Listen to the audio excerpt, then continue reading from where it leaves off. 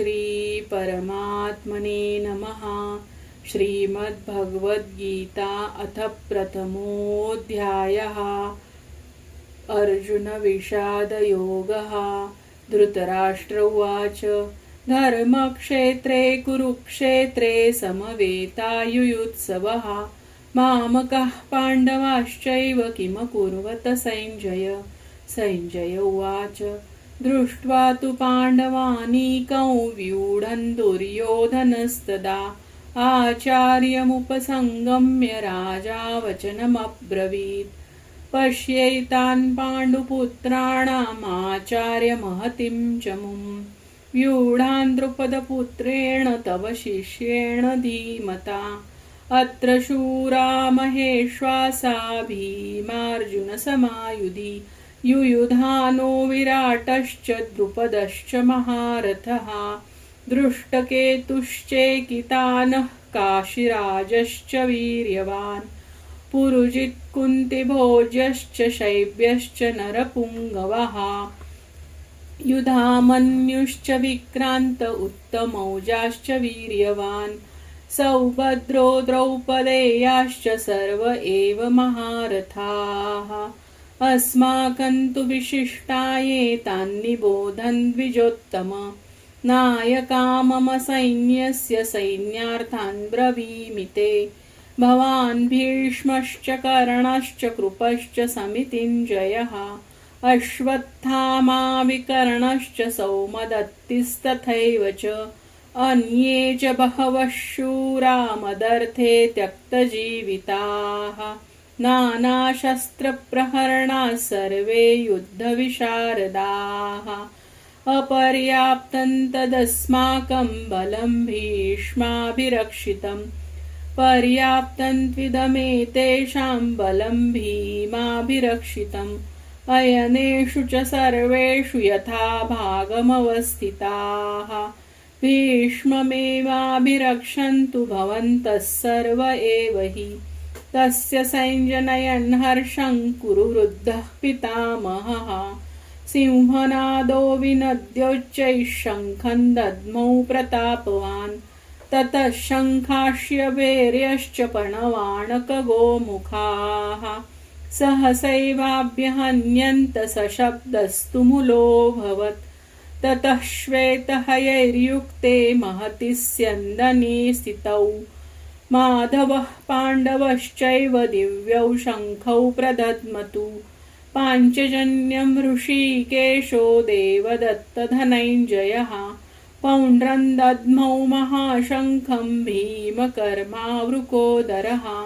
अनन्तविजयं राजा कुन्तीपुत्रो युधिष्ठिरः नकुलः सहदेवश्च सुघोषमणिपुष्पकौ काश्यश्च परमेश्वासः शिखण्डी च महारथः दृष्ट्यद्युम्नो विराटश्च सात्यकिश्चापराजितः द्रुपदो द्रौपदेयाश्च सर्वशः पृथिवीपते सौभद्रश्च महाबाहुः शङ्खान् दद्मुः पृथक् पृथक् सघोषो धार्तराष्ट्राणां हृदयान्यौ व्यदारयत् नभश्च पृथिवीं चैव तुमुलो व्यनुनादयन् अथौ व्यवस्थितान् दृष्ट्वा धार्तराष्ट्रान् कपिध्वजः प्रवृत्ते शस्त्रसम्पादे धनुरुद्यम्य पाण्डवः ऋषिकेशं तदा वाक्यमिदमाह महीपते अर्जुन उवाच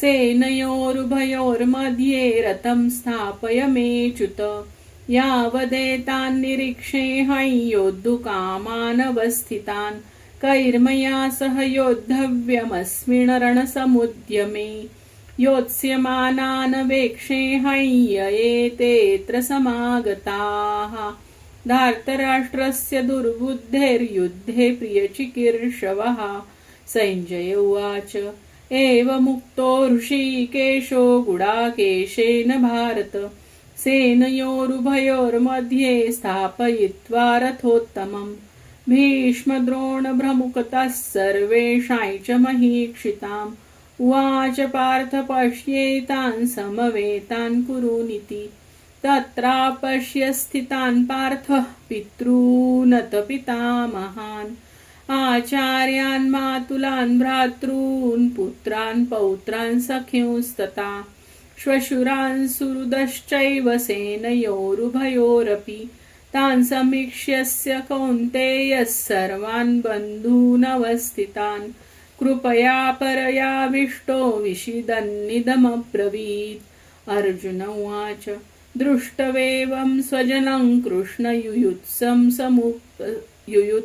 समुपस्थितं सीदन्ति मम गात्राणि मुखै च परिशुष्यति वेपथुश्च शरीरे मे रोमहर्षश्च जायते गाण्डीवं स्त्रंसते हस्तात् त्वक्चैव परिदह्यते न च शक्नोम्यवस्थातुं भ्रमतीव च मे मनः निमित्तानि च पश्यामि विपरीतानि केशव न च श्रेयोनुपश्यामि हत्वा स्वजनमाहवे न काङ्क्षे विजयं कृष्ण न च राज्यं सुखानि च किं नो राज्येन गोविन्द किं भोगैर्जीवितेन वा येषामर्थे काङ्क्षितन्नो राज्यं भोगाः सुखानि च तैमेव स्थिता युद्धे प्राणौ त्यक्त्वा धनानि च आचार्याः पितरः पुत्रास्तथैव च पितामहाः मातुलाः श्वशुराः पौत्राः शालासम्बन्धिनस्तथा एतान्न हन्तुमिच्छामि घ्नतोऽपि मधुसूदन अपि त्रैलोक्यराज्यस्य हेतोः किं नु मही कृते निहत्य धार्तराष्ट्रान्नः का प्रीतिः स्यात् जनार्दन पापमेवाश्रयेदस्मान् हत्वैतानाततायिनः तस्मान्नार्हा वयं हन्तुं धार्तराष्ट्रान् स्वबान्धवान् स्वजनं हि कथं हत्वा सुखिनः स्याम माधव यद्यप्येते न पश्यन्ति लोभोपहतचेतसः कुलक्षयकृतं दोषं मित्रद्रोहे च पातकं कथनज्ञेयमस्माभिः पापाद्मस्मिन्निवर्तितुम् कुलक्षयकृतं दोषं प्रपश्यद्भिर्जनार्दन कुलक्षये प्रणश्यन्ति कुलधर्माः सनातनाः धर्मे नष्टे कुलं कृत्स्नमधर्मो विभवत्युत अधर्माभिभवात् कृष्ण प्रदुष्यन्ति कुलस्त्रियः स्त्रीषु दृष्टासु वार्ष्णेय जायते वर्णसङ्करः संकरो नरकायैव कुलज्ञानां कुलस्य च पतन्ति पितरो ह्येषाल्लुप्तपिण्डोदकक्रियाः दोषैरेते कुलज्ञानौ वर्णसङ्करकारकैः उत्साद्यन्ते जातिधर्मः कुलधर्माश्च शाश्वताः उत्सन्नकुलधर्माणां मनुष्याणां जनार्दन नरके नियतां वासो भवतीत्यनुशुश्रुम अहो बत् महत्पापं कर्तुं व्यवसिता वयं यद् राज्यसुखलोभेन हन्तुं स्वजनमुद्यताः यदि मामप्रतीकारमशस्त्रं शस्त्रपाणयः धार्तराष्ट्राणनेहन्युस्तन्मे क्षेमतरं भवेत्। संजय उवाच एवमुक्त्वार्जुनः संख्ये रथोपस्थोपाविशत् विसृज्य सशरैः चापं शोकसंविघ्नमानसः। ॐ तत्सदिति श्रीमद्भगवद्गीतासु उपनिषत्सु ब्रह्मविद्यायां योगशास्त्रे श्रीकृष्णार्जुनसंवादे अर्जुनविषादयोगो नाम प्रथमोऽध्यायः। श्रीकृष्णार्पणमस्तु।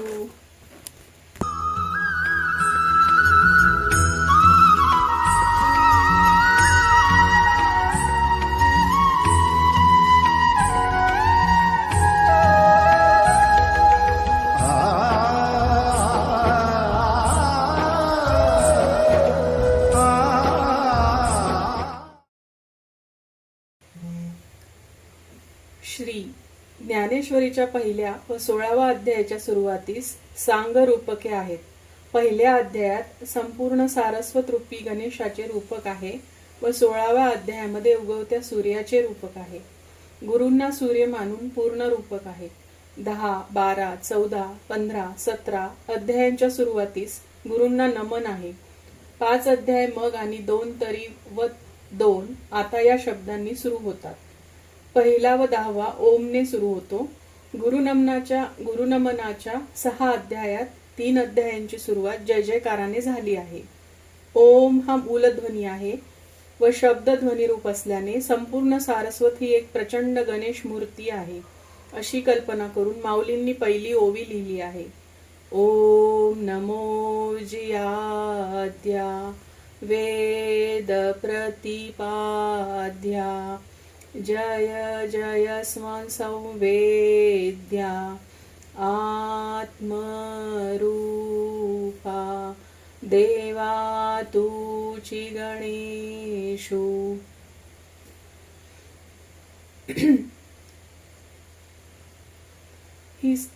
हा मार्ग म्हणजे अखंड ओंकाराचा मौन जप, अगदी असा राजरस्ता. इथे ना वयाची अट, ना लिंगाची अट, ना जातीची अट, ना धर्माची अट.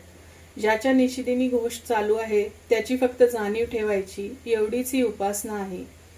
हे ऐकून माझा जीव फार सुखावला आणि सरळ त्या रस्त्याला लागला. ज्ञानेश्वरी वाच या अदृश्यातून आलेल्या आदेशाचे मी स्वागत केले आणि नाथपंथाचा हा प्रमुख ग्रंथ हे समजून आल्यावर कटाक्षाने पारायणे सुरू केली.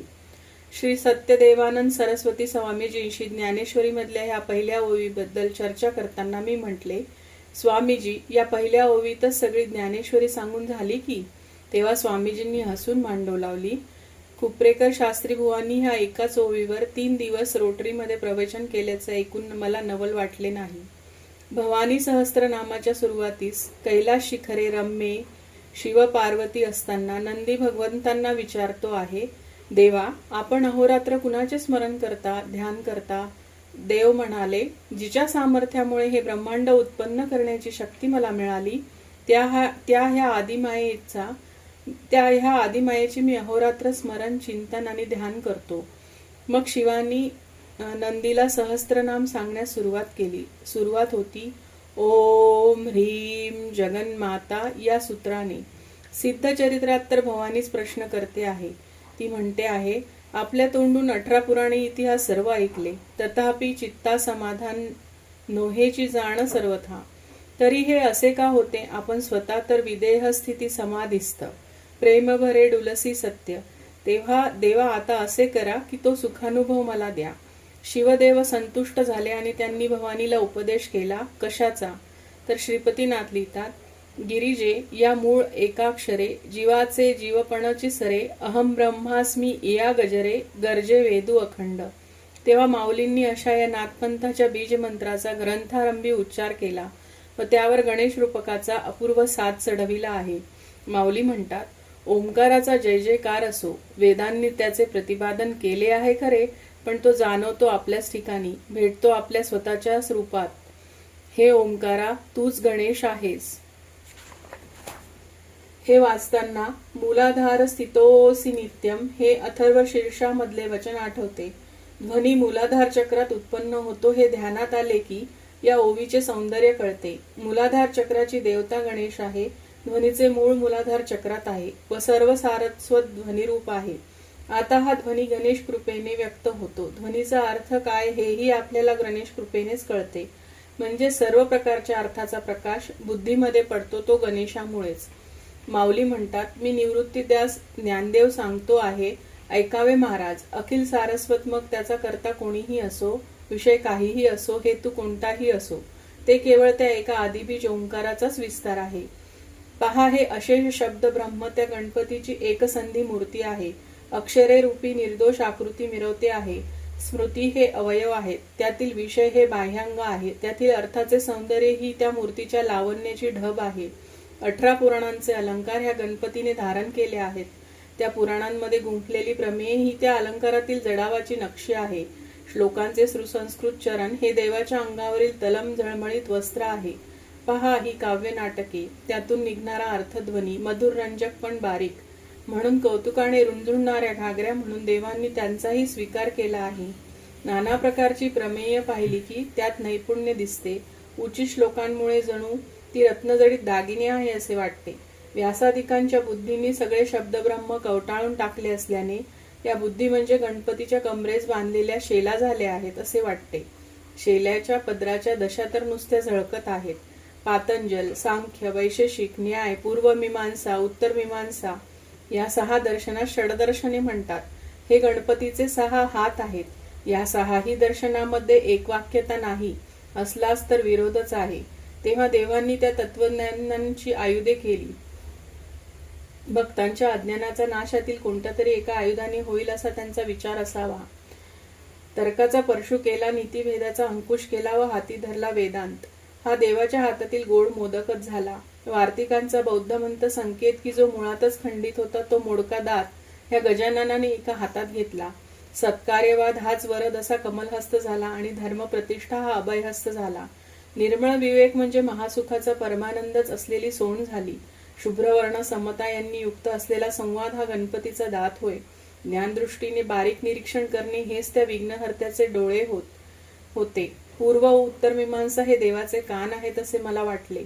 ऋषीमुनी भ्रमर होऊन या कानातून स्त्रवणारे बोधामृत पितात. द्वैत व अद्वैत ही देवाच्या गजमस्तकावरची गंडस्थले आहेत. त्यावर प्रमेयांची पोवळी तेजाने चमकत आहेत.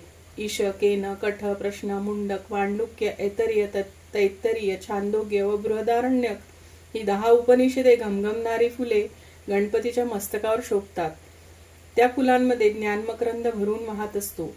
अ हे गजाननाचे चरणयुगुल, म हे गजाननाचे महामंडल मस्तक, उ हे गजाननाचे विशाल उदर, अ उ म ही 3 अक्षर एकत्र आल्याबरोबर त्यांनी सगळे शब्दब्रह्म कवटाळून घेतले आहे आणि मी केवळ गुरुकृपेच्या जोरावर त्या आदिविजास नमस्कार करतो आहे.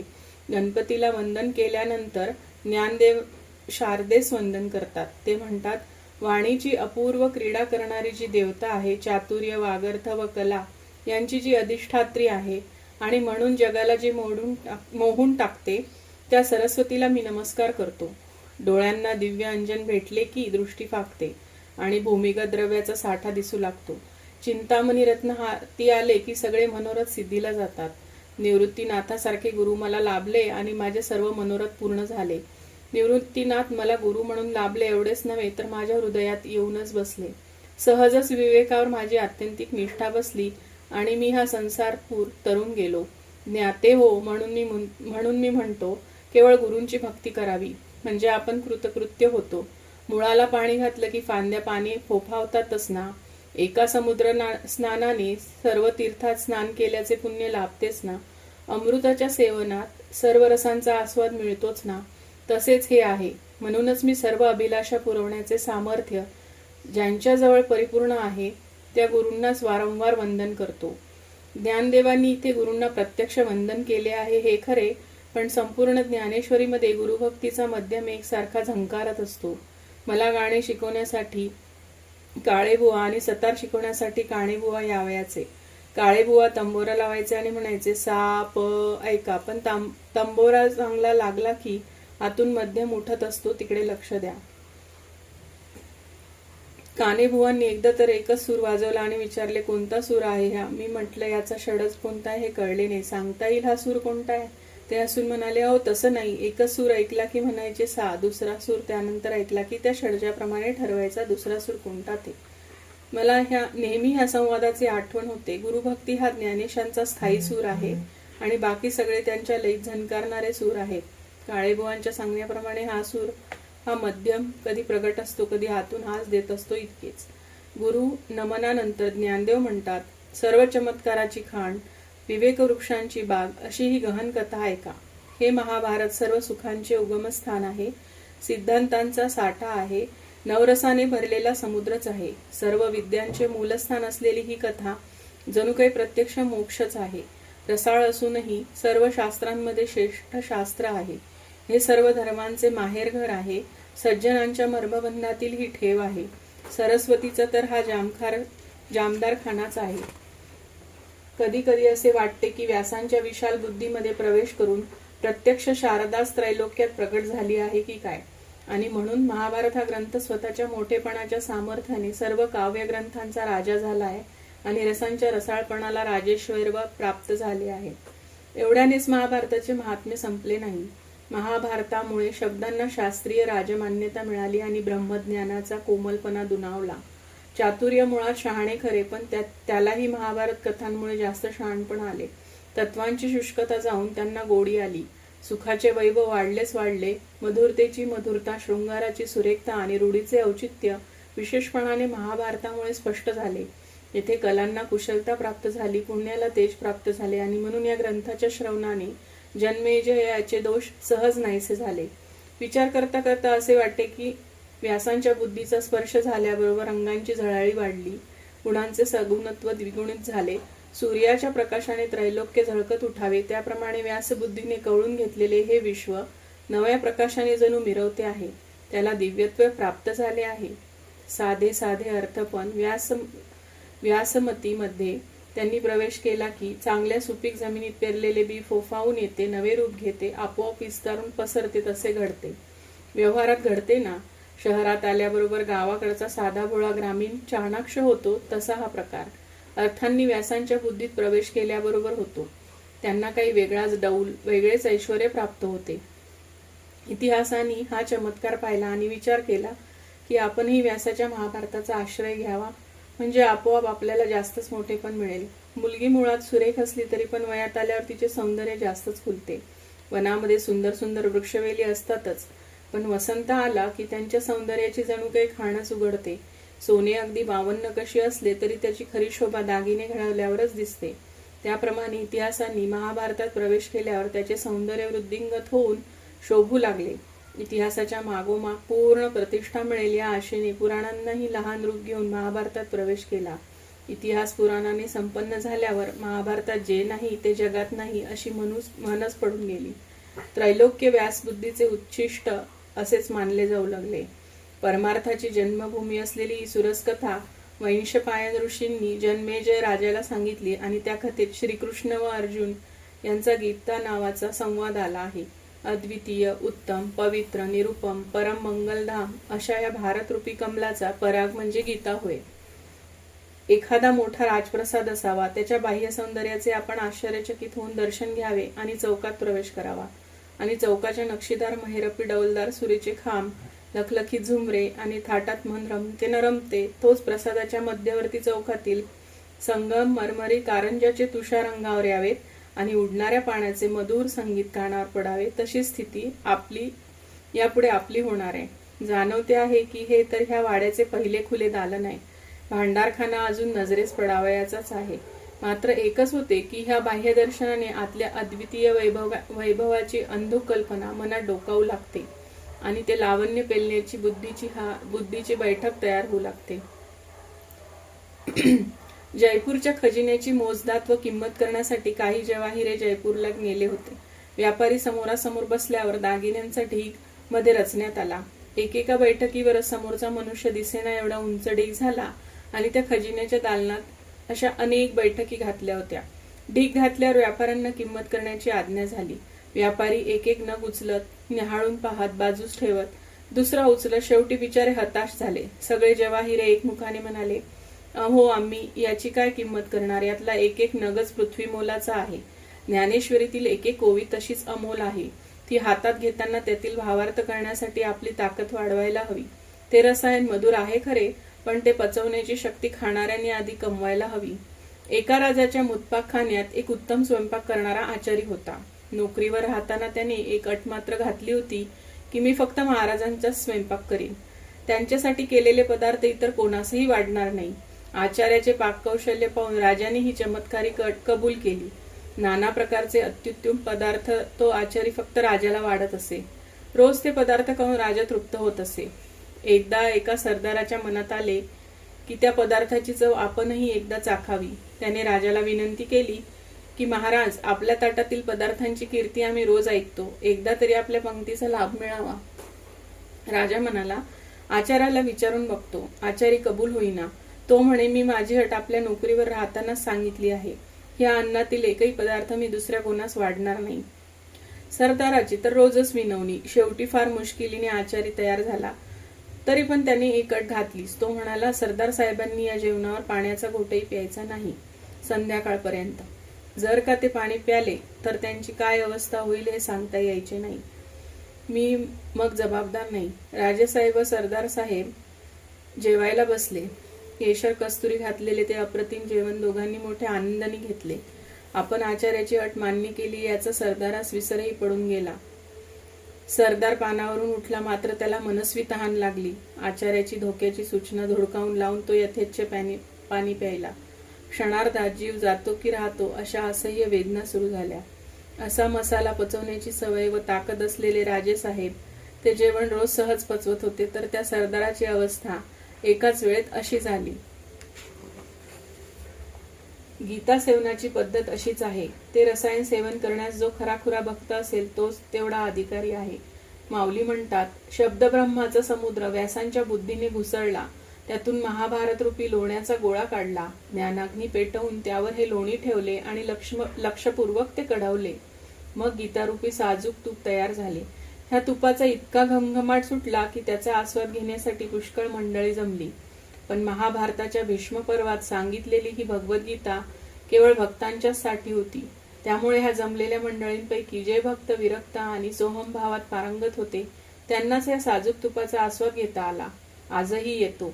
या अशा भक्तांप्रमाणे श्री शंकर, ब्रह्मदेव आदी करून देवांनी ही गीतेची स्तुती केली. सनकादिक मुनींनी मोठ्या आदराने गीतेचे सेवन केले. एक जापानी साधू डोंगर माथ्यावर एकटाच राहत असे. चिंतनात मग्न असे. त्याच्याजवळ तीर्थाने भरलेला एक लोटा असे. जो कोणी तीर्थासाठी डोंगर चढून जाई त्याला तो तीर्थ देई. एकदा एक मनुष्य पेला घेऊन साधूकडे गेला आणि म्हणाला, महाराज मला तीर्थ द्या. साधूने पेल्याकडे पाहिले आणि त्या माणसाकडे वळून तो म्हणाला, बाबा रे, हा पेला तर काठोकाठ भरलेला आहे. तीर्थ घालायला त्यात जागा कुठे आहे? तू तो मोकळा करून आण, म्हणजे तीर्थ घालतो. एरवी ह्या भरलेल्या पेल्यात तीर्थ घातले तर ते बाहेरच्या बाहेर वाहून सांडून जाईल. तीच अडचण लक्षात घेऊन ज्ञानेश्वर म्हणतात, ही कथा ऐकवायची असेल तर एका खुबीने ऐकली पाहिजे, तरच त्यातील मर्म कळेल. शब्दांमध्ये मन गुंतू द्यायचे नाही, इंद्रियांना कळू द्यायचे नाही. वरवरच्या अर्थाचा विचार न करता एकदम थेट कथेतील प्रमेयांना जाऊन भिडायचे, म्हणजे अर्थ उराउरी भेटेल. शरद ऋतूतील चंद्रकिरणातील कोमल कण, चकोरांची लहान पिले नाजूकपणाने हळूच वेचून घेतात. तो हळुवारपणा श्रोत्यांनी आपल्या मनाला आणावा, म्हणजे मग भ्रमर कमलपराग घेऊन जातात, पण कोमल पाकळ्यांना जरा सुद्धा धक्का लावत नाही. तशा प्रकारे श्रोत्यांना ही कथा ऐकता येईल. आकाशात चंद्र उगवल्याबरोबर आपली जागा न सोडता त्याला आलिंगन कसे द्यावे आणि चंद्राच्या प्रेमाचा आस्वाद कसा घ्यावा हे चंद्रविकासी कुमुदिनी जाणते. जो श्रोता त्या कुमुदिनी सारखा गंभीर व स्थिर अंतःकरणाचा असेल त्यालाच गीतेचे रहस्य कळेल. श्रोते हो, आपण तर अर्जुनाच्या पंक्तीला बसून ऐकण्याच्या योग्यतेचे आहात. तेव्हा सज्जन हो, मी काय सांगतो इकडे आपण चांगले लक्ष द्यावे. महाराज, आपले हृदय थोर आहे म्हणून आपल्या पायापाशी माझी ही सलगी चालली आहे. आईबापाचा स्वभावच असा असतो की मूल बोबड्या भाषेत जे जे बोलते त्याचे त्यांना जास्त कौतुकच वाटत राहते. आपण ज्ञानोबा आमचा म्हणून माझा अंगीकार केलात ना. आता माझ्यातील लोणेपणा आपण सहजच सहन कराल. प्रार्थना तरी कशाला करू, पण या प्रेमाच्या जोरावरच मी आणखी मोठा अपराध करायला धजावलो आहे. मनाशी म्हणतो आहे की मी गीतार्थ समजून घेईन, तो सांगीन. इतकेच नव्हे तर आपल्यासारख्यांना म्हणतोय की माझे विवेचन आपण लक्षपूर्वक ऐका. अनाकलनीय असा हा गीतार्थ सांगण्याचे माझे हे धाडस खरोखर वायाच आहे. हा अर्थ मला कळेल तरी कसा? सूर्याच्या उजेडात चमकण्याची ईर्ष्या काजव्याने धरावी काय? मी अज्ञानाने टिटवीसारखे चोचीने समुद्र मोजण्याचे काम करावे काय? आकाशाला गवसणी घालावायची असेल तर आकाशाहून मोठे व्हावयास नको काय? भवानीने आश्चर्यचकित होऊन प्रत्यक्ष शिवास गीतार्थाची थोरवी विचारली असता देव म्हणाले, देवी, तुझे नित्य नूतन दिसणारे स्वरूप जसे कोणी जाणू शकत नाही तसेच ह्या गीतार्थाचे आहे. तो गीतार्थ नित्य नवे आशय प्रगट करीत असतो. त्याची थोरवी मलाही सांगता येत नाही. वेद हे त्या निजलेल्या भगवंताचे घोरणे आहे, तर गीता हे त्या सजग भगवंताचे प्रत्यक्ष बोलणे आहे. त्यामुळे त्या गीतेचा अर्थ मी सांगतोय असे म्हणणे आपल्या अयोग्यते बाहेरच्या कामास हात घालणे आहे. जिथे वेद वेडे होतात तिथे माझ्यासारखा मतिमंद अल्पज्ञांचा काय पाड आहे? या अपारास कसे आलिंगन द्यावे, ह्या सूर्याला कसे उजळावे, चिलटाने आकाश मुठीत कसे धरावे. पण मला एक फार मोठा आधार आहे. माझे श्री गुरु मला अनुकूल आहेत आणि त्यांच्या जीवावर मी ज्ञानदेव हा अविवेक करण्याचे धाडस करतोय. मी मूर्ख असेन, अविवेक करीत असेन, पण संत कृपेचा झळझळीत दिवा माझ्या हाती आहे. लोखंडहीन खरे, पण त्याचे सोने करण्याचे सामर्थ्य पारिसाजवळ असते. मृतात जिवंत करण्याची शक्ती सिद्धी अमृताजवळ असते.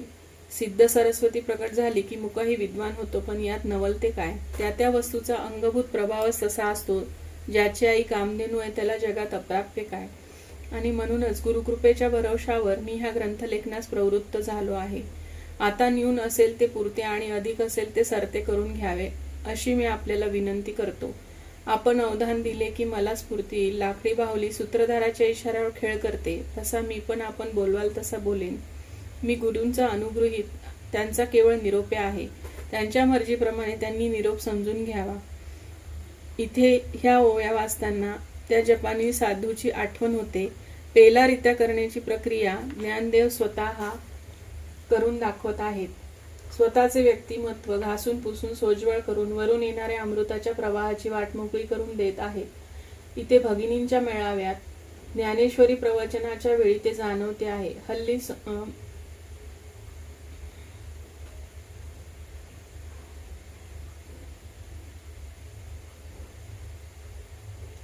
पेला रिकामा केला की कसा अमृताने भरला जातो हे प्रत्यक्षच अनुभवास येते. खरोखरच आपण एवढीच रिकामे होण्याची प्रक्रिया केली तर अमृत कुंभ होऊन माऊली वाटच पाहत असतात हे ध्यानी येते आणि वाटते धन्य जन्म आपला की आपण या महाराष्ट्रात जन्मलो आणि माऊलींनी पावन केलेली मराठी भाषा आपण बोलतो.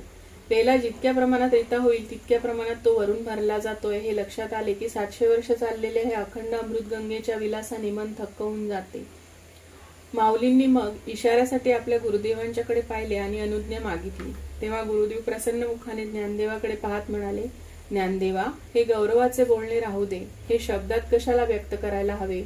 तुमचा भाव आम्हाला पोचला. आता बोलण्याकडे लक्ष द्या आणि झपाट्याने ग्रंथाच्या विवेचनास सुरुवात होऊ दे. ज्ञानदेव म्हणतात, मला निवृत्तीदासांना हे ऐकून अत्यंत उल्हास वाटला. मोकळ्या मनाने मी सांगतो ते ऐकावे महाराज. आता यापुढे युद्धभूमीचे सैन्याचे वर्णन सुरू होते आहे. एखाद्या कुशल चित्रकाराने एक मोठे चित्र आखावे. मध्यवर्ती प्रमुख विषयाचा आकार, रंग मनाशी पक्के करावेत आणि तो मध्यवर्ती विषय झळाळून उठेल अशी पार्श्वभूमी रंगवून मग अलगद मुख्य व्यक्तिरेषा झटक्यात तेजपुंज आकाशात रंगवाव्या, तसा प्रकार आहे. आधी पार्श्वभूमी व नंतर मुख्य व्यक्तिरेखा रंगवण्यास किती सिद्धहस्त चित्रकार हवा हे सांगणे नकोच. चित्रकाराजवळ कागद, रंग, कुंचले हे साहित्य तरी मदतीस असते. लेखकाचे साहित्य माध्यम फक्त शब्द. त्या शब्दाच्या साह्याने त्याला सर्व किमया करावी लागते. मोरोपंतांची गोष्ट सांगतात की काव्यरचनेच्या वेळी डावा हात थांब थांब असे म्हटल्यासारखा हलवण्याची त्यांना सवय होती. त्यावर कोटी अशी की शब्द माझा उपयोग करा, माझा उपयोग करा असे म्हणत समोर येत आणि त्यांना मोरोपंत सांगत, थांब थांब तुझाही उपयोग करतो बरं का. माऊली तर काय, भाषा प्रभू. अस्सल हिऱ्यातून जशा पैलुगणिक रंगांच्या छटा प्रगट होतात तसे घडते. माऊलींनी शब्दाचा स्वीकार केला की त्याला जणू काय पैलूच पडतात. दरवेळी त्या शब्दांचा अर्थ वेगळाच तेजाने चमकतो. किंबहुना असे जाणवते की मागच्या वाचनात जो अर्थ वाटला त्यापेक्षा आजच्या वाचनात अर्थ काही वेगळेच बोलतो आहे. माऊली तर शब्दचित्र रंगविण्यात अप्रतिम कुशल. आता त्यांनी युद्धभूमी शब्दातून साकार करण्यास सुरुवात केली आहे. अंध राजा धृतराष्ट्र आपल्या राजवाड्याच्या सौधावर बसला आहे आणि दूरदृष्टी दूरश्रवण याचा दुहेरीवर मिळालेला संजय युद्धभूमीवर घडणारे नाट्य शब्दरूपाने धृतराष्ट्रास प्रत्यक्ष दाखवतो आहे. माऊली म्हणतात, पुत्रप्रेमाने आणखी एका प्रकारे अंध झालेला राजा धृतराष्ट्राने मोठ्या उत्सुकताने संजयास विचारले, संजया, मला कुरुक्षेत्राचा वृत्तांत सांग. ज्या रणभूमीस धर्मालय असे नाव आहे तिथे लढाईच्या निमित्ताने ते पांडव आणि माझे गेले आहेत. त्यांनी एकमेकांवर कसा काय हल्ला केला, लढाई काय चालली आहे ते मला लवकर सांग. या ओवीच्या निमित्ताने माऊलींनी सुचवले आहे की धृतराष्ट्र दुर्जन असलेल्या आपल्या पुत्रांना सुजन व जीवलग मानतोय आणि सुजन असलेल्या पांडवांना दुर्जन व शत्रू मानतोय. हा त्याचा आंधळेपणा. चर्मचक्षू नाहीत म्हणून व्यवहारिक आंधळेपणा आहेच. त्यात ह्या पुत्रस्नेहाची भर पडली. इकडे अर्जुन दुर्जन असलेल्या कौरवांना स्वजन मानून त्यांचा वध करण्याच्या कल्पनेने व्याकुळ होऊन शस्त्रत्याग करतो आहे. मोहाने आणलेले हे आंधळेपण त्याचे चर्मचक्षु अश्रूंनी भरून टाकून त्यांनाही आंधळेपण आणत आहे. ही भूमिका ध्यानात ठेवायची. संजय म्हणाला, अहो काय वर्णन करावे त्या पांडव सैन्याचे. महाप्रलयकाली प्रत्यक्ष यमाने जबडा पसरावा तसे ते भयंकर दिसते आहे. हे घनदाट सैन्य जर एकदम उठले तर काळकुटाचा समुद्र उसळल्यासारखा होईल. कोण प्रतिकार करणार त्याचा. वाटते आहे की जसा काही समुद्राच्या पोटातला वडवानलच पेटलाय. त्याला प्रलय काळाच्या महावाताने चेतवलाय आणि मग तो समुद्र शोषून टाकून आकाशापर्यंत भडकला आहे. राजा, हे सैन्य तसे अनावर आणि भयंकर दिसते आहे. त्यात आणखी अनेक व्यूहांची रचना केली असल्याने ते दुर्धरही झाले आहे. महाराज, पण एखादा सिंह हत्तीच्या कळपाकडे तुच्छतेने पाहतो तसा दुर्योधन या सैन्याकडे पाहतोय. त्याने त्याचा हिशोबही मांडलेला नाही. शत्रू सैन्याची पर्वा न करता दुर्योधन द्रोणाचार्याच्या जवळ आला आहे आणि म्हणतो आहे, पाहिला का पांडवाच्या सैन्याचा आवेश. हुशार द्रुपदपुत्र दृष्टद्युम्नाने हे व्यूह रचले आहेत. वाटते आहे की जसे काही डोंगरी किल्लेच चालले आहेत. तसे म्हटले तर हे शिक्षण आपणच त्याला दिले आहे. आपण शिकवलेल्या विद्येच्या जोरावरच त्यांनी या सैन्यसिंहाला पंख लावून विस्तारून उभा केला आहे. पहा. क्षात्रधर्मामध्ये निपुण, शस्त्रास्त्रात प्रवीण असे जे अनन्यसाधारण वीर पांडवांच्या बाजूस आहेत त्यांची नावे आपल्याला सहज कौतुकाने सांगतो. ते शौर्याच्या बाबतीत भीमार्जुनाच्या बरोबरीचे आहे. युयुधान, विराट, द्रुपद इत्यादी उत्तम लढवये महारथी आले आहेत. चेकितान, दृष्टकेतू, काशीश्वर, उत्तमौजा, राजा शैब्य, कुंतीभोज, युधामन्यू, पुरुजित इत्यादी राजे लढाईस सज्ज होऊन आले आहेत. द्रोणाचार्य महाराज सुभद्रेच्या आनंदाचे निधान, मूर्तिमंत अर्जुन वाटावा असा हा बालवीर अभिमन्यू पहा, ज्याची गणना करता येत नाही असे अपार वीर इतर द्रौपदी कुमारांबरोबर उभे आहेत. आता सहजोगाने आपल्या सैन्यातील मुख्य वीरांची नावे सांगतो. आपण ऐकावी. आपण ज्यांचे अधर्वयू आहात अशा काही प्रमुख वीरांची नावे घेतो. ते पहा. प्रतापाने सूर्याप्रमाणे तळपणारे गंगासुत भीष्म आहेत. शत्रुरूपी हत्तींचा केवळ सिंहच असा हा आपला कर्ण आहे. अहो, हे इतके बलाढ्य आहेत की त्यांच्या नुसत्या संकल्पेनेच विश्वाचा संहार होईल आणि तो संकल्प करण्यास इतक्या जणांचीही गरज नाही. एकटे कृपाचार्यही या कामास पुरून उरतील. इथे विकर्ण वीर उभा आहे. पलीकडे अश्वत्थामा ठाकलाय. तो तर असा बहादर वीर आहे की कृतांताच्या मनात त्याचे भय सदोतीत उभे असते. ब्रह्मदेवालाही त्याच्या बळाचा हिशोब करता येणार नाही असे समितिंजय, सौमदत्ती आणि अगणित वीर आपल्या बाजूस लढण्यास सज्ज झाले आहेत. हे शस्त्रविद्येमध्ये निपुण आहेत. जेवढे म्हणून अस्त्रे आहेत ती सर्व ह्यांच्यापासून निर्माण झाली आहेत. हे अद्वितीय योद्धे पूर्ण प्रतापी असून विशेष म्हणजे माझ्यासाठी त्यांनी आपल्या प्राणांची कुरवंडी केली आहे. पतिव्रतेचे हृदय जसे पती वाचून दुसऱ्या कुणाचे चिंतन करत नाही त्याप्रमाणे या वीरांना माझ्याशिवाय दुसरे कोणतेही श्रद्धास्थान माहीत नाही. आमच्या कामापुढे त्यांनी आपले जीवित तुच्छ मानले असे निरतिशय चोख स्वामी भक्त आहेत. युद्धाचे कौशल्य ते जाणतात. त्यांची युद्धकला कीर्ती जिंकून आणते. आणखी काय सांगावे. क्षात्रधर्म म्हणजे काय त्याचे ते मूर्तिमंत उदाहरण आहेत. सर्व बाजूंनी परिपूर्ण असलेले हे वीर आमच्या सैन्यात इतके आहेत की त्याची मोजदाद करणेच अशक्य. ते अपारच आहेत. आणि आमचे सेनानायक आहेत भीष्माचार्य. जगात शूर म्हणून नावाजलेल्या आपल्या भीष्माचार्यांना सेनापतीपदाचा अभिषेक झालेला आहे. त्यांनी आपल्या युद्ध कौशल्याच्या बळावर या सैन्याची अशी काही विवाहकार रचना केली आहे की ह्या त्रिभुवनात या किल्ल्यांना कोणी हात देखील लावू शकणार नाही. समुद्र आधीच दुस्तर, त्यात त्याला वडवानळ सहाय्य करता तसे झाले आहे. प्रलय कालाचा अग्नी आणि महावात यांचा जणू काही मिलाप झालाय. आधी भीष्माचार्यासारखा रणधुरंदर आणि आता तो सेनापती पदावर आरूढ झालेला. त्याच्याशी बरोबरीने लढण्याची कुणाची प्राज्ञा आहे. मघाशी वर्णन करून सांगितलेले ते पांडवांचे सैन्य आपल्या सैन्य समुद्रांपुढे एवढ्या डबक्यासारखे दिसते आहे. त्यात तो निर्बुद्ध आडदांड भीम सेनापती झालाय. मग काय बोलायचे. द्रोणाचार्याशी असे बोलून दुर्योधन सैन्याकडे वळला आणि म्हणाला, आपापले सैन्य सज्ज करा. ज्यांच्या ज्यांच्या औक्षहिणी कोणकोणत्या महारथीच्या आधिपत्याखाली द्यावयाच्या त्या वाटून द्या आणि ते सैन्य तसे रणभूमीवर उभे राहू दे. महारथींनी आपापले सैन्य आवरावे पण लढताना भीष्माचार्याच्या आज्ञेप्रमाणेच लढावे. मग दुर्योधन द्रोणाचार्याकडे वळून म्हणाला, महाराज, ज्यांच्यामुळे आमच्या सैन्य पण आले त्या भीष्माचार्यांचेच, त्यांच्या जागी मी आहे असे समजून संरक्षण करावे. भीष्माचार्यांनी दुर्योधनाचे हे गौरवपूर्ण भाषण ऐकले. त्यांना फार आनंद झाला. त्यांनी मोठ्यांनी सिंहगर्जना केली. तो नाद इतका अद्भुत होता की त्यांचे प्रतिध्वनी दोन्ही सैन्यात मावेनात. त्याच प्रतिध्वनीत भीष्माचार्यांनी वीरश्रीने आपला दिव्य शंख फुंकला. एकत्र झालेल्या या दोन्ही नादामुळे आकाश खाली तुटून पडते की काय असे वाटू लागले. त्रैलोक्य बधीर होऊन गेले. मग आकाशात घडघडाट होऊ लागला. समुद्राचे पाणी उचंबळून आकाशाला भिडू लागले आणि त्यामुळे घाबरून क्षुब्ध झालेले चराचर थरथर कापू लागले. त्या महाघोषामुळे डोंगर नद्या दुमदुमून गेल्या. हे पुरेसे नाही म्हणूनच की काय सर्व सैन्य रणवाद्ये वाजू लागली. या निरनिळ्या वाद्यांचा संमिश्र कल्लोळ इतका भयानक होता की महायोद्ध्यांनाच प्रलय काल आला की काय अशी भीती वाटली. नौबत, डंके, ढोल, शंख, झांजा आणि योद्ध्यांच्या गर्जना असा एकच गदारोळ झाला. सैनिक दंड थोपटून मोठमोठ्याने आव्हान देऊ लागले. मस्तीच्या हत्तीचे थवे आवर्ता आवरू नयेत असा प्रकार झाला. भित्र्यांची गोष्ट बोलायलाच नको. कच्चे लोक केरासारखे उडाले. स्वतः यम इतका भ्यायला की त्याला उभे राहता येईना. चांगल्या चांगल्यांची दातखिळी बसली. नावाजलेल्या शूरांची हृदयही उभारल्यासारखी थडथडू लागली आणि काहींचे तर उभे उभ्याच प्राण गेले. असा हा वाद्यांचा कल्लोळ ऐकून ब्रह्मदेव व्याकुळ झाला. देव म्हणू लागले, अहो हा तर प्रलय काळच ओढवला की. रणभूमीवरचा आकांत ऐकून स्वर्गातील देवांची अशी स्थिती झाली. आणि त्याच वेळी पांडव दळामध्ये काय घडले पहा. राजा धृतराष्ट्रा, त्या रणभूमीवर एक महातेजस्वी रथ येऊन उभा राहिला आहे. तो रथ विजयाचा गाभा आणि महातेजाचा खजिना असावा तसा दिसतो आहे.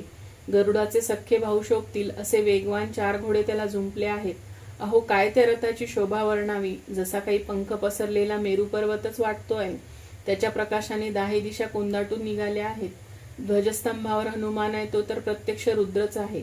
आणि काय सांगावे महाराज, त्या रथाचे सारथ्य करण्यास भगवान वैकुंठाधिपती श्रीकृष्ण बसले आहेत. आता ज्या रथाचे सारथ्य प्रत्यक्ष भगवान करीत आहेत त्या रथाचे गुण मी काय वर्णन करू. काय हो त्या प्रभूची नवलाई आहे. भक्तावर त्याचे प्रेम तरी किती. पार्थाच्या रथाचे सारथ्य करण्यासाठी घोड्यांचे लगाम देवांनी हाती घेतले आहेत. आपला पाईक देवांनी पाठीशी घातलाय आणि देव युद्धाला तोंड देण्यास पुढे ठाकले आहेत. एकदा चैतन्य महाप्रभू गंगा किनाऱ्याने फिरत होते. त्यांना असे दिसले की एक भाविक गीता वाचत बसलाय. प्रभुदेव हळूहळू मागे उभे राहिले आणि ऐकू लागले. भाविकाचे उच्चार अशुद्ध होत आहेत आणि डोळ्यातून अश्रुधारा सांडत आहेत. प्रभूंना राहावे ना. त्यांनी हळूच त्या भाविकाच्या खांद्यावर हात ठेवला आणि म्हटले, बंधो, वाचनात जरा अशुद्धता आहे. पाठ सुधारून घ्यायला हवा. पण हे अश्रूंचे कारण सांगशील काय.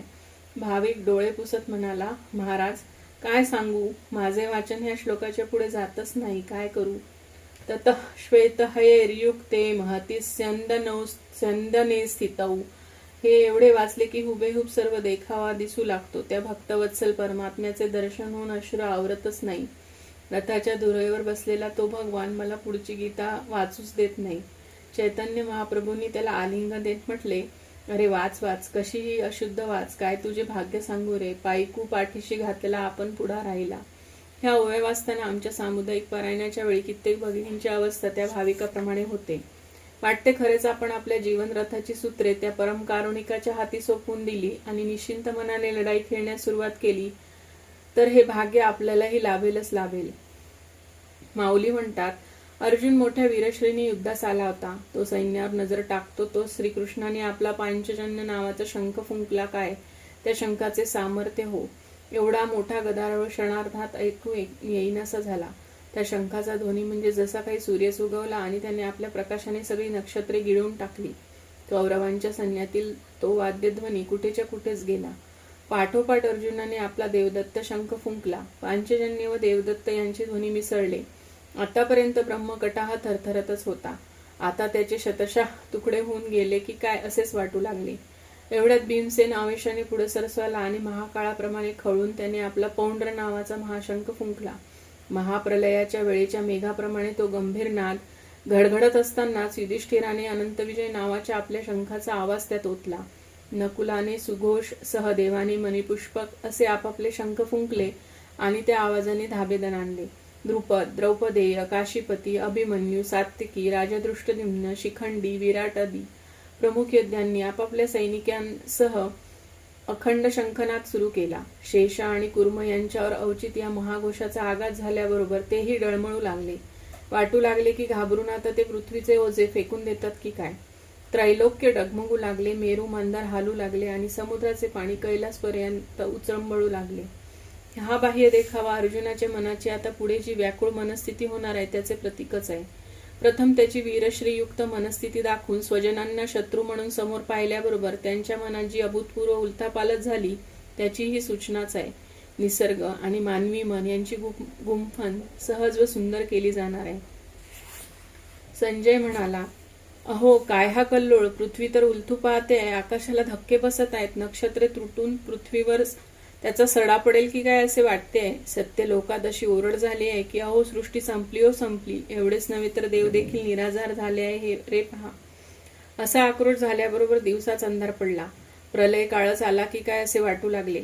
त्रैलोक्यात हाहाकार झाल्यामुळे आदिपुरुषास चमत्कार वाटला. मग त्यांच्या मनात आले की एवढ्यातच सर्वनाश व्हावयास नको.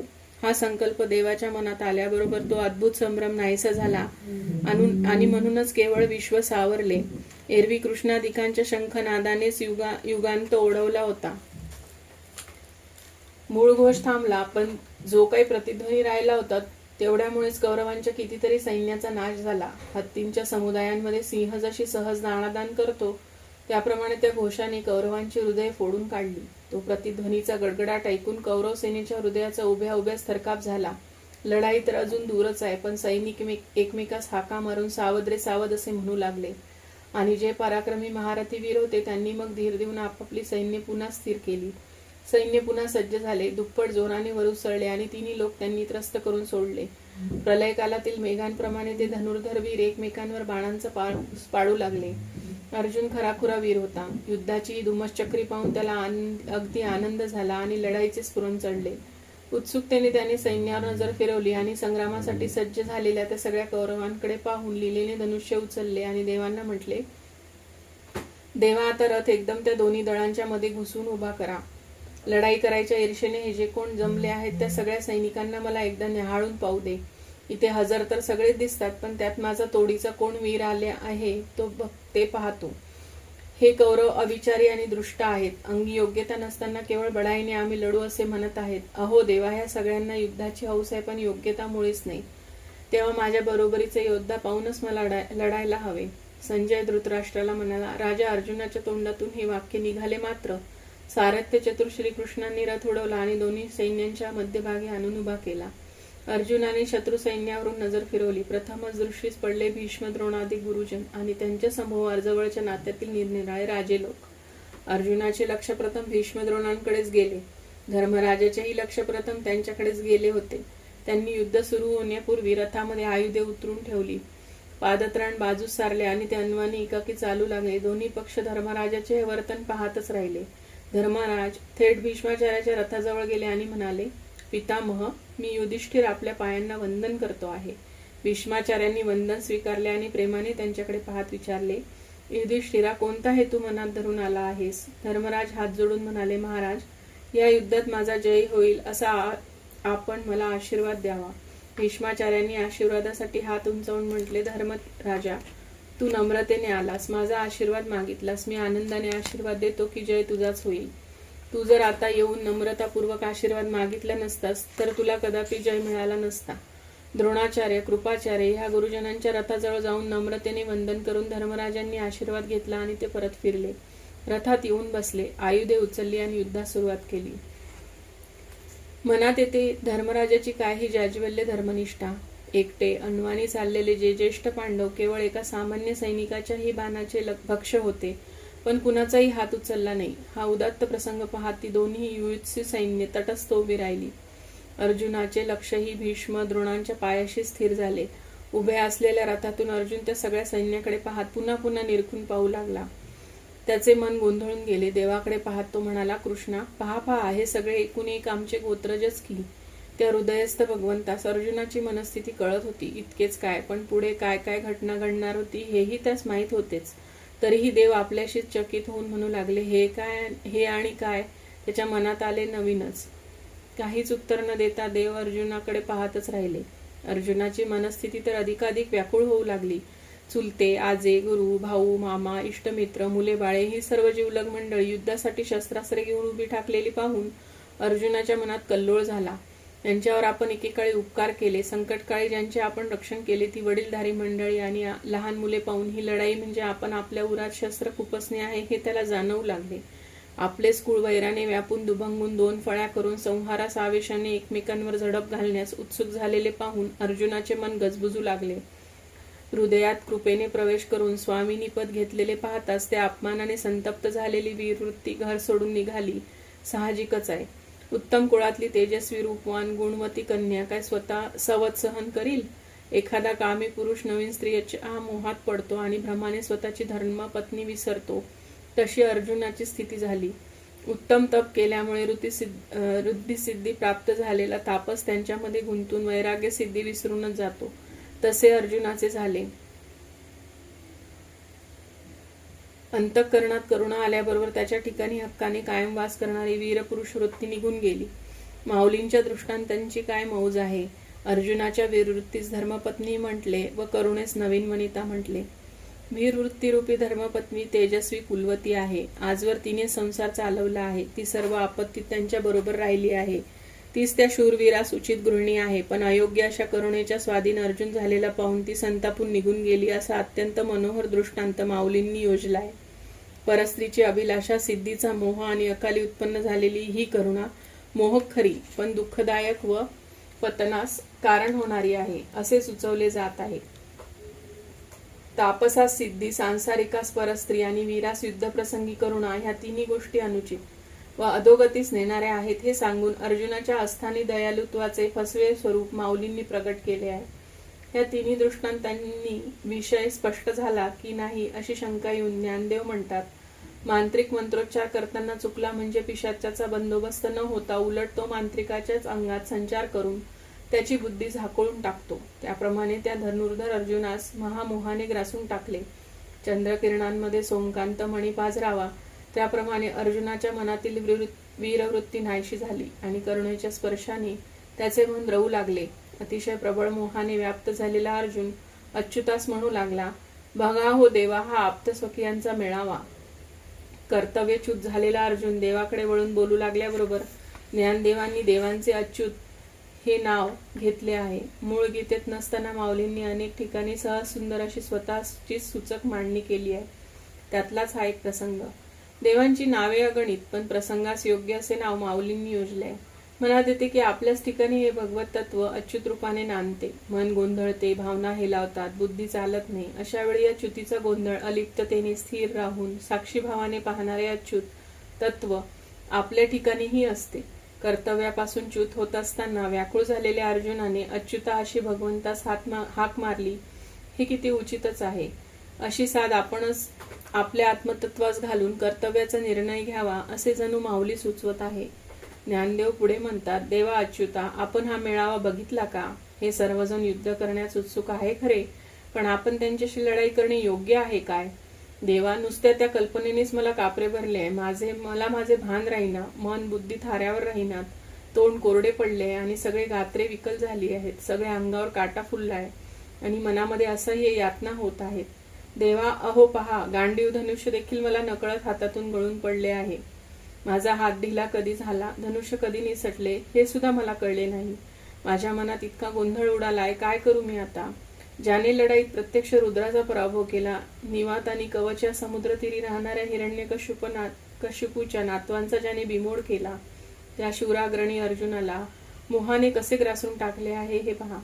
वज्राहून कठीण आणि दुर्धर असे त्या अर्जुनाचे अंतःकरण, पण क्षणार्धातच मायेने त्याला कसे पराभूत केले आहे.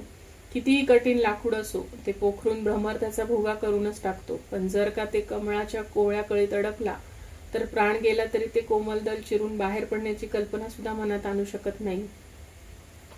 मायेचा हा अद्भुत प्रभाव पाहून संजय धृतराष्ट्राला म्हणाला, महाराज ऐकावे, त्या आदिपुरुषाच्या मायेचा प्रभाव प्रत्यक्ष त्या ब्रह्मदेवालाही पुरा कळलेला नाही. तिच्यामुळेच अर्जुनाला भूल पडली. आपले आप्त पाहून युद्धाच्या अभिमानाचा त्याला कसा विसर पडला पहा. कशी गुणास ठाऊक अनिवार्य सदियता त्याच्या चित्तात उत्पन्न झाली आणि तो म्हणू लागला, कृष्णा रे, आता क्षणभर सुद्धा इथे नको असायला, जाऊया कुठेतरी दिगंतराला. ह्यांना मारायचे ह्या नुसत्या कल्पनेनेच माझे मन व्याकुळ झाले आहे. तोंडातून धड शब्दही फुटत नाही. चल रे इथून. अरे यांना मारायचे तर युधिष्ठिराधिकास मारल्यासारखंच आहे. हे सगळेच आपले गोत्रज आहेत. जळो ती लढाई, मला काही कर्तव्य नाही तिच्याशी. हे महापाप करून ते फेडायला जायचं कुठं? देवा, अहो लढलं तर एक महाभयंकर कर्म होईल. आता जो लाभ व्हायचा तो लढाई टळली तरच होईल. मला आता विजयाची इच्छा सुद्धा उरली नाही. सर्व नाश करून राज्य मिळाले तरी नको. काय करायचे आहे ते घेऊन. ह्यांना सर्वांना मारायचे, मग ते राज्यभोग प्राप्त व्हायचे, त्यापेक्षा जळोत ते भोग, असे पार्थ म्हणू लागला. श्रीकृष्ण, ह्या राज्यसुखाच्या अभावी जे जे नशिबी येईल ते ते भोगावे लागेल तरी चालेल. किंबहुना या सर्व स्वजनांसाठी मला माझे प्राण गमवावे लागले तरी चालेल. पण यांचा घात करावा आणि राज्य भोगावे ही कल्पना स्वप्नातही माझे मन करू शकत नाही. या वडील मंडळींशी वैर करायचे तर जगायचे तरी कशाला? मुलाने जर आपल्या कुळाचा संहार करायचा असेल तर तो मुलगा देवाजवळ मागायचा तरी कशाला? आपण या वडिलांच्या नाशाच्या कल्पना मनात तरी येऊ कशा द्यायच्या? त्या तर वज्रासारख्या वाटत आहेत. अरे हातून काही घडावेच तर ह्यांचे भले घडावे. आम्ही पराक्रम करावा, कोश जिंकून आणावे आणि ते ह्यांनी भोगावे. यांच्यावरून आम्ही आमचा जीव कुरवंडी करावा आणि त्यांचे कार्य यशास न्यावे. दिगंतीचे राजे जिंकून या आमच्या कुळास आम्ही संतोष द्यावा. कसे आमचे नशीब की हे उपराटे कर्म सिद्ध झाले आहे. हे गुरुजन, आमच्याशीच लढायला काय म्हणून उद्युक्त झाले असतील? बायका मुले टाकून भाल्यावर आपले शिर चढवून हे सगळे आप्त काय म्हणून आमच्यावर धावून आले असतील? ते जरी लढाई करण्यास उत्सुक असले तरी मी त्यांना मारू कसा? कुणावर हत्यार चालवू? माझ्याच काळजावर तलवार चालवू काय? देवा, तुम्ही त्यांना ओळखलं नाही का? अहो दूर असले तरी ते ओळखू येतात ना. ते बघा भीष्म पितामह, ते बघा गुरु द्रोणाचार्य. काय अपार उपकार आहेत आमच्यावर त्यांचे. हे मेहुणे, हे सासरे, हे मामा, ते बंधू, ही सगळी आमचीच माणसे. ती पहा आमची लाडकी नातवंडे. देवा, बघा तरी आमचे अगदी जिवलग सखे सोयरे आहेत हे सर्वजण. यांना मारूया असे नुसते म्हटले तरी वाचा विटाळेल. श्रीकृष्ण, ठरला माझा निश्चय. हे मला काही करोत, भले माझा प्राण घेवोत, पण त्यांचा घात करावा हे मी मनातही आणणार नाही. त्रैलोक्याचे राज्य जरी कोणी माझ्या हाती आणून दिले तरी मी त्यांच्यासाठी ही लढाई करणार नाही. अर्जुन व्याकुळ होऊन हात जोडून भगवंतांची विनवणी करत होता. देव स्तब्धच होते. अनुपाताच्या लहरीवर लहरी अर्जुनाच्या मनात येत होत्या. स्वजनांचा वध करून जर आपण पापी झालो तर काय होईल हा विचार मनात आला. मात्र आर्तस्वरात त्याने आपल्या सख्याला हाक मारली आणि तो म्हणाला, आम्ही जर हे हीन कृत्य केले तर कोण आमचा मान ठेवील? देवा तरी तोंडाकडे आम्ही कसे पाहावे? गोत्रजांचा वध करून दोषांचे माहेर घर जर आम्ही पापी झालो तर आमच्या हाती मोठ्या पुण्याईच्या बळाने सापडलेला तू आम्हाला अंतरशील.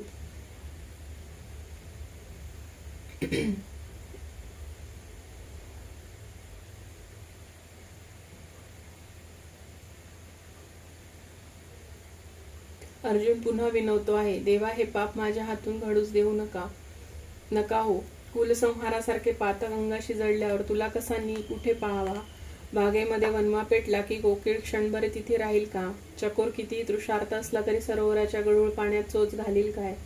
पेटलेली आग आणि गढूळलेले पाणी पाहून कोकिळ आणि चकोर त्या अपवित्रांचा त्याग करून तिथून निघून जाणार नाहीत काय? ते बिचारे सामान्य पक्षी, आपण प्रत्यक्ष भगवंत. त्या पक्ष्यांनाही हे ज्ञान आहे तर पुण्याचा ओलावा नाहीसा झाल्यावर मायेच्या अंधारात आम्हाला टाकून तू आमचा नक्की त्याग करणार नाहीस काय? तुझ्याशी वियोग झाल्यावर आमचे ह्या जगात राहिलेच काय? देवा रे, त्या वियोग दुःखाने आमचे हृदय फुटेल. नाही, मी हे युद्ध करणार नाही. यात मला दोषच दोष दिसतात. मी मुळीच हत्यार उचलणार नाही. मी ह्या कौरवांना मारणारही नाही आणि ते राज्यभोग भोगणारही नाही. देवा, हे कालत्रही होणार नाही. कौरव मदांध झाले आहेत आणि संग्रामास तयार होऊनच आले आहेत. म्हणून काय आम्ही पण मदांध व्हावे, अविचार करावा, पाप करावे? हे आपले असून मारावे? काळकूट विष कुणी दिले तर ते महाविष जाणून बुजून आपण खावे काय? देणाऱ्याला कळत नसेल तर घेणाऱ्याला तरी कळायला हवे ना. सिंह अवचित समोर आला तर त्याला काय सामोरे जाऊन प्राण गमवावा की काय? जरा वाट चुकून आपला जीव वाचवावा, हातात असलेला दिवा टाकून देऊन काळोख्या विहिरीत समजून उमजून उडी टाकण्यात काय फायदा आहे? समोर धगधगणारी आग दिसत असताना ती चुकून बाजू सरले नाही तर निमिषार्धात ती आपले कवळून भस्म करणार नाही काय? हे मूर्तिमंत दोष अंगावर कोसळून येत असताना त्यांच्यापासून परावृत्त व्हायला नको काय? का त्यातच अविचाराने उडी मारायची? देवा, हे पातक किती घोर आहे हे तुम्हाला सांगू का? जंगलात झाडेच झाडावर घासली जातात आणि दावाग्नी पेटतो.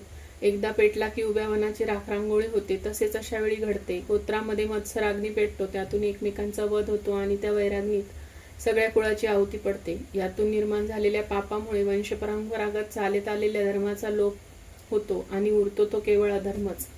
हातात असलेला दिवा टाकला की सरळ वाट असून पायात अडथळे येतात. त्याप्रमाणे सारासार विचार थांबला की कोणी कसे आचरण करावे हे विधिनिषेधही थांबतात. कुळक्षयच झाल्यामुळे आद्य धर्म लोपतो आणि पाप जरा जास्तच प्रबळ होऊ लागते. यम नियम पाळले जात नाही, इंद्रिय सैरावैरा धावतात आणि मग सहज कुल स्त्रियांच्या हातूनही व्यभिचार घडतो. उत्तम आणि अधम यांचा संकर होतो, वर्णावर्ण मिसळतात, जाती धर्म समूळ उपटले जातात आणि चव्हाट्यावर टाकलेल्या बळीवर जसे कावळे तुटून पडतात तशी महापातके ह्या कुळावर झडप घालतात. संपूर्ण कुळ व कुळघातक यांना नरकाची प्राप्ती होते. वंशातील प्रजेची अशी अवस्था झाली की स्वर्गस्थ पितर फिरून परत येतात. नित्य नैमित्तिक धर्मकृत्य थांबल्यामुळे कोण कोणाला तिलोदक देणार?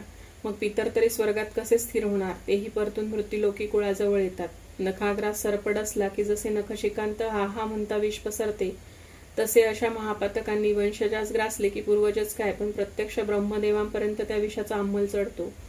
देवा हा अनर्थ इथेही थांबत नाही. त्या कुळाच्या संसर्गाने अवतीभोवतीचे लोकही आचारभ्रष्ट होतात. पेटलेल्या घराशेजारी घरे जशी अकस्मात धडाडून पेटतात त्याप्रमाणे त्या कुळाच्या सानिध्यात जी कुळे जगतात तीही या पातकी कुळामुळे बाधित होतात. अनेक दोषांमुळे त्या कुळाला किती भयंकर नरक यातना भोगावे लागतात. एकदा त्या नरकात पडल्यावर कल्पांतीही त्यातून त्या पातक्यांची सुटका होत नाही. ही एवढी अधोगती ह्या कलहातून कुळक्षयातून निर्माण होते. देवा, मी इतक्या विनवण्या करतोय पण आपण त्याकडे लक्ष देत नाही की अहो आपण आपले मन काय वज्रासारखे अभेद्य केले आहे काय? ऐका हो माझे जरा.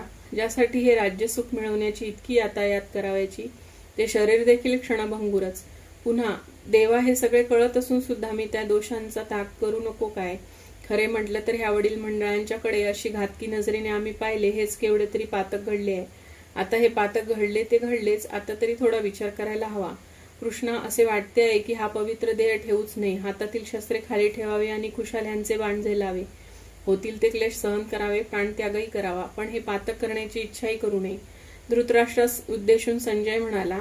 महाराज लढाईसाठी उत्सुक होऊन समोर ठाकलेल्या कुळाकडे पाहून अर्जुन व्याकुळ झाला आणि राज्यभोग म्हणजे प्रत्यक्ष नरकच असा त्याने मनाशी निश्चय केला. अत्यंत उद्विग्न झालेला अर्जुन घाईवरून गेला. त्याला रथात बसविना सुद्धा. त्याने धाडकन रथावरून खाली उडी घेतली, धनुष्यबाण टाकले. दुःखाने जर्जर झालेल्या अर्जुनाने ओंजळीत तोंड लपवले. त्या ओंजळीत सुद्धा त्याचे अश्रू मावेनात. पदच्युत झालेला राजकुमार किंवा राहूने ग्रासलेला सूर्य जसा प्रभाहीन दिसतो तसा तो अर्जुन दिसू लागला. महासिद्धीच्या मोहाने भ्रमलेला, तापसी कामविकाराने पछाडून जावा तसा तो दीन दिसू लागला. रथच्युत झालेल्या त्या बापुडवान्या पार्थाला आता तो वैकुंठनाथ परमार्थाचा कसा बोध करील ती सविस्तर कथा पुढे आहे. निवृत्तीदास ज्ञानदेव म्हणतात, ती कथा ऐकवायस फारच विस्मयकारक आहे, ऐकावी महाराज. ज्ञानदेवांनी याप्रमाणे पहिला अध्याय संपवला आहे. इंग्रजीत म्हटले जाते द स्टेज इज सेट, तसे झाले आहे. आता आपण विसरायची ती पार्श्वभूमी, ते हत्ती घोडे शस्त्रास्त्रे घेतलेले ते रथी महारथी, ती द्रौपदीची विटंबना, तो लाक्षागृहदाह, ते जीव घेणे द्यूत आणि तो लाजिरवाना वनवास. आता आपल्या पुढे उभा आहे तो मोहग्रस्त अर्जुन आणि त्याचा जीवलग सखा श्रीकृष्ण. भाग्य त्या धृतराष्ट्राची की हा त्या दोघांचा संवाद सांगण्यासाठी संजयासारखा द्रष्टा मिळाला. भाग्य आपले की त्या संवादाचे रहस्य बोलीभाषेमध्ये आपल्यासारख्यांना उलगडून सांगण्यासाठी ज्ञानदेवांसारखी परम कारुण्यवत्सल आई भेटली. धृतराष्ट्र, संजय, अर्जुन आणि भगवंत या चौघांचा एकमेकातील संवाद आपण ऐकतोच, पण ज्ञानदेव ह्या चौघांच्याही अंतर्मनाचे साक्षी आहेत आणि आपल्याला ही ते तेथवर नेत आहेत. फक्त आता आपण आपल्यालाच विनवायचे की जीवा, अवधान